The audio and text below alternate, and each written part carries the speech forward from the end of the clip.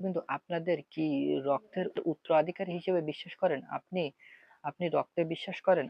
আমি বুঝে গেছি মাননীয় প্রধানমন্ত্রী শেখ হাসিনার একমাত্র পুত্র, আহ, যার দেহ বঙ্গবন্ধুর রক্ত প্রভাবিত হয়েছে, তিনি এই তিনি অবৈধ অন্তর্বর্তীকালীন সরকার সম্পর্কে এমন সাহসী বক্তব্য দিবেন।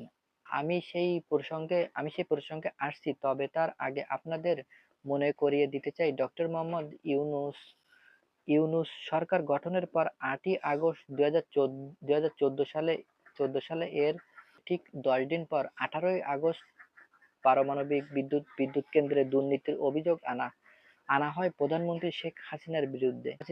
শেখ হাসিনা পারমাণবিক প্রকল্প থেকে ৫৯,০০০ কোটি টাকা আত্মসাৎ করেছেন। তথ্যটি আসলে ইত্তেহার একটি প্রতিবেদনে বলা হয়েছে। তবে এরপর রাশিয়া নিশ্চিত করে রাশিয়া বলেন এই প্রকল্পে কোনো দুর্নীতি হয়নি, বরং শেখ হাসিনা তার পরিবারের সঙ্গে কেউ এই দুর্নীতির সাথে জড়িত নন। ডক্টর মোহাম্মদ ইউনূস যখন এই অভিযোগের মাধ্যমে শেখ হাসিনা দুর্নীতিবাদ রাষ্ট্রবিরোধী প্রমাণ করতে ব্যর্থ হলেন, তখন ঠিক কিছুদিন চুপচাপ ছিলেন। কয়েকদিন বা কয়েক মাস। আবার নতুন করে আক্রমণে নামেন। এবার টার্গেট করা হয় শেখ হাসিনার ছোট বোন শেখ রেহেনার মেয়ে, ব্রিটেন সংসদ সদস্য এবং মন্ত্রী টিউলিপ সিদ্দিককে।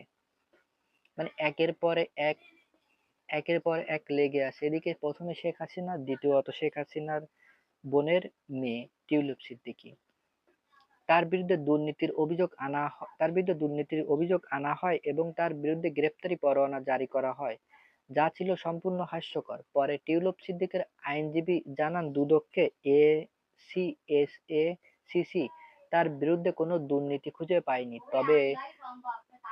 তবে ডক্টর মোহাম্মদ ইউনূস ও তার অন্তর্বর্তীকালীন সরকার লোকজন বড় ধরনের এক ধাক্কা খায় তখন। গোপালগঞ্জ এবং মাইলস্টোন কলেজে বিমান দুর্ঘটনা নিয়ে মিডিয়ার বিপুল বিতর্ক শুরু হয়। তখন সেই ইস্যুতে দৃষ্টি ফেরানোর জন্য একজন সাবেক বিচারপতিকে গ্রেপ্তার করা হয়, কিন্তু সেটিও কাজে আসছে না। তখন অজিত জয়ের বিরুদ্ধে অভিযোগ আনা হয়।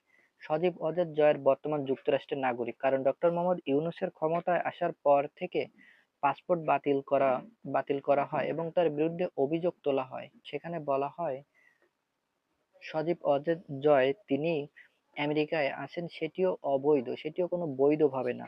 কিন্তু তিনি এত বছর ধরে আমেরিকায় আছে, কিন্তু তখন তার কোনো কথা ওঠেনি। এখন হঠাৎ করে ডক্টর মোহাম্মদ ইউনূস এই কথা তুলছে। মানে একের পর এক পিছনে লেগেই আছে। দর্শক, এই ছিল আজকে ভিডিওটি ভালো লাগলে অবশ্যই ভিডিওটি লাইক করবেন। আপনাদের চ্যানেলে নতুন হলে অবশ্যই চ্যানেলটি সাবস্ক্রাইব করে পাশে থাকবেন। দেখা হচ্ছে পরবর্তী একটি ভিডিও। দর্শক, ভালো থাকুন, সুস্থ থাকুন।